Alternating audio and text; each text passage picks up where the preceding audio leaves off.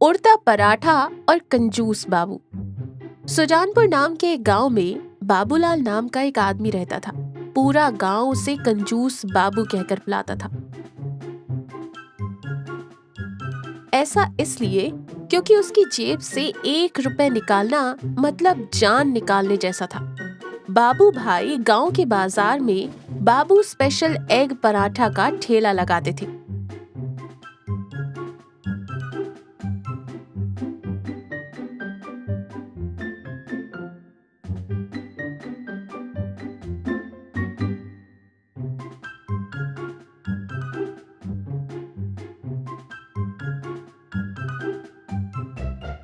उनका पराठा इतना मशहूर था कि उसमें अंडा ढूंढने के लिए माइक्रोस्कोप की जरूरत पड़ती थी।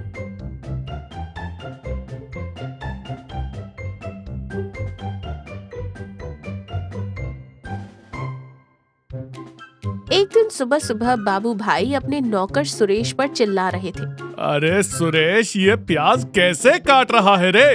तुझे कितनी बार बताया है, जब प्याज का छिलका उतारता है तो छिलके से चिपका हुआ छोटा सा प्याज का टुकड़ा भी वापस खींच लेना चाहिए, उसे फेंकना नहीं चाहिए।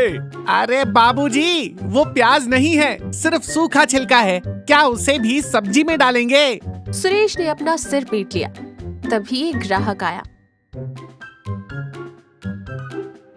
बाबूजी, थोड़ा सॉस ज्यादा डालना। सॉस चाहिए? कल ही तो डलवाया था ना, आज फिर से? ज्यादा सॉस खाने से पेट में जलन होती है भाई। मैं तुम्हारी सेहत के लिए ही नहीं डाल रहा हूँ। वो ग्राहक अपना समूह लेकर चला गया। तभी कमला चाची, जो कि गांव की एक लड़ाकू आंटी थी, वहां पर आई। अरे बाबू, एक पराठा देना जरा, इस बार अंडा जरूर डालना। पिछली बार तो ऐसा लग रहा था जैसे खाली रोटी खा रही हूँ। वो मुर्गी भी इसे देखकर हंस रही होगी। अरे कमला चाची, आप भी ना मेरा पराठा खाओगी तो इतनी ताकत आएगी कि संभाल नहीं पाओगी, इसलिए हल्का बनाता हूँ। चलो, आज तुम्हारे लिए स्पेशल। बाबू भाई ने तवे पर 1 बूंद तेल डाला, सचमुच सिर्फ 1 बूंद।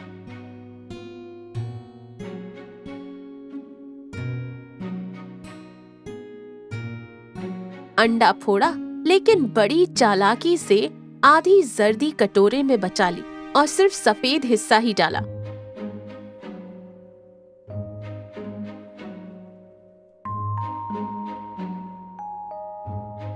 मालिक, वो पकड़ लेंगी।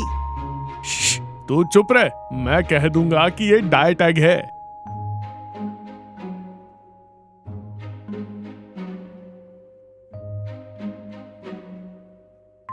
उस शाम बाबू भाई बहुत उदास थे। ये आटे के दाम, तेल के दाम बढ़ते ही जा रहे हैं। ऐसे तो मैं करोड़पति कब बनूंगा? वो सोच ही रहे थे कि तभी अजीब सा आदमी काला कोट पहने हाथ में एक छोटा डिब्बा लिए आया। सेठ जी, इतने उदास क्यों बैठे हैं? मुनाफा नहीं हो रहा क्या? मुनाफा? यहाँ तो लागत निकालने के लाले पड़े हैं। तो ये लीजिए, इसका नाम है मैजिक पाउडर। इसे बस 1 चम्मच आटे में मिला दीजिए, आटा 2 गुना हो जाएगा। आपके पराठे गुब्बारे की तरह फूलेंगे, लोग टूट पड़ेंगे। बाबू भाई की आंखें चमक उठी।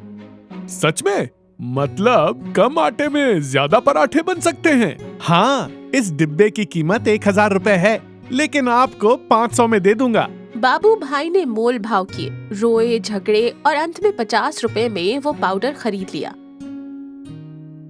थोड़ा क्यों, ये पूरा डिब्बा ही आटे में मिला देता हूँ, फिर महीने भर आटा खरीदने की जरूरत ही नहीं पड़ेगी। बाबू भाई ने लालच में सोचा।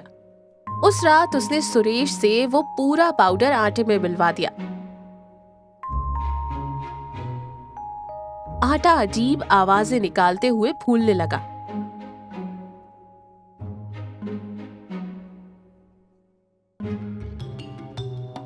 अगले दिन सुबह दुकान पर भीड़ थी।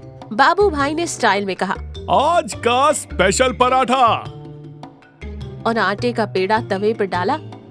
लेकिन ये क्या, पराठा सिकने की बजाय धीरे धीरे हवा में उड़ने लगा। अरे अरे ये क्या हो रहा है? सुरेश, पंखा बंद कर, मेरा पराठा उड़ा जा रहा है। बाप रे, वहाँ कोई पंखा नहीं है बाबूजी, पराठे के पंख निकल आए हैं। देखते ही देखते वो पराठा सुर्र से हवा में उड़ गया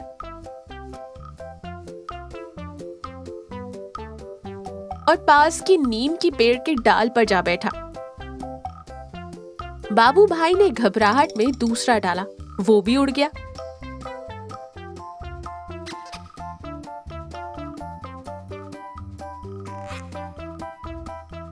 ऐसे करते करते लगातार 50 पराठे पतंग की तरह आसमान में उड़ने लगे।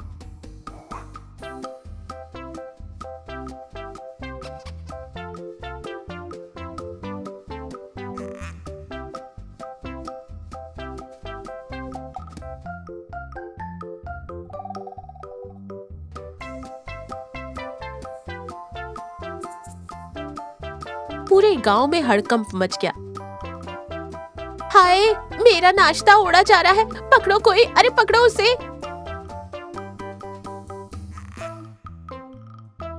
वो पराठे बाजार पार करते हुए मंदिर और स्कूल के ऊपर से उड़ते हुए जा रहे थे।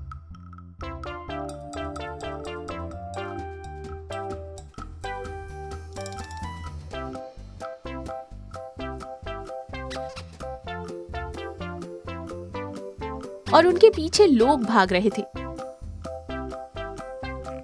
बाबू भाई हाथ में पलटा लिए सबसे आगे दौड़ रहे थे।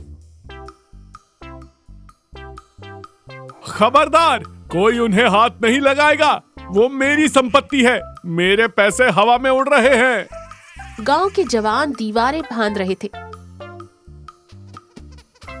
कुछ लोग तो छतों पर चढ़कर उन्हें पकड़ने की कोशिश कर रहे थे। एक पराठा तो पुलिस स्टेशन के बोर्ड पर लैंड हुआ। हवलदार ने उसे चोर समझकर सीटी बजा दी, लेकिन वो पराठा किसी के हाथ ना आया। वे हवा के बहाव के साथ गांव के बाहरी हिस्से में बनी गरीबों की बस्ती की तरफ चले गए। गांव के बाहरी हिस्से में मजदूर और गरीब लोग रहते थे। उस दिन काम न मिलने के कारण वो भूखे बैठे थे। तभी आसमान से गर्मा गर्म सुनहरे रंग के पराठों की बारिश होने लगी। वो हैरान रह गए। उन्होंने सोचा शायद भगवान ने ही भेजा है और उन्हें पकड़ पकड़ कर खाने लगे।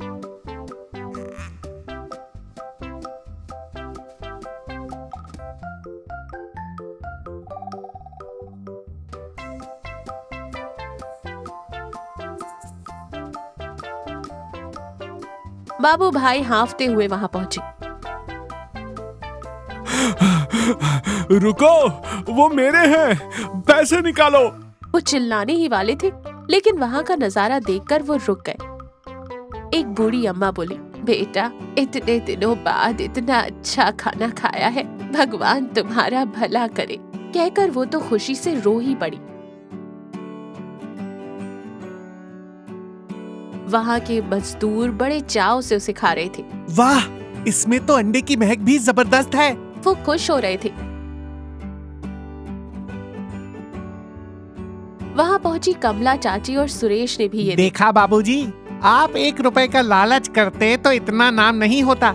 अनजाने में ही सही, आज आपने कितने भूखों का पेट भरा है।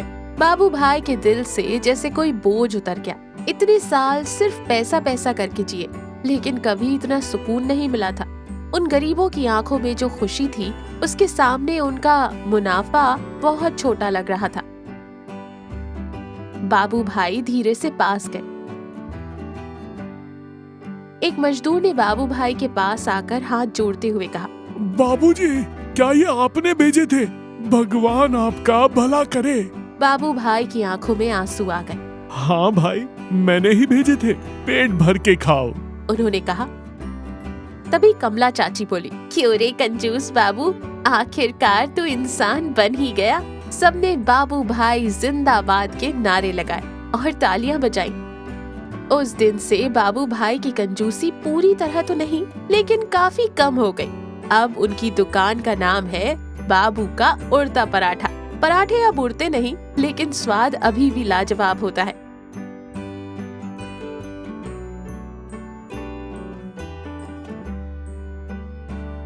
हर शुक्रवार को वे गरीबों को मुफ्त में पराठे बांटते हैं। गांव के सभी लोग अब उन्हें इज्जत की नजरों से देखते हैं। इस कहानी से हमें ये सीख मिलती है कि हम जो पैसा कमाते हैं वो हमें अमीर बनाता है, लेकिन हम जो मदद करते हैं वो हमें इंसान बनाता है। दूसरों की मदद करने से जो खुशी मिलती है वो दुगनी होकर हमारे पास ही लौटती है।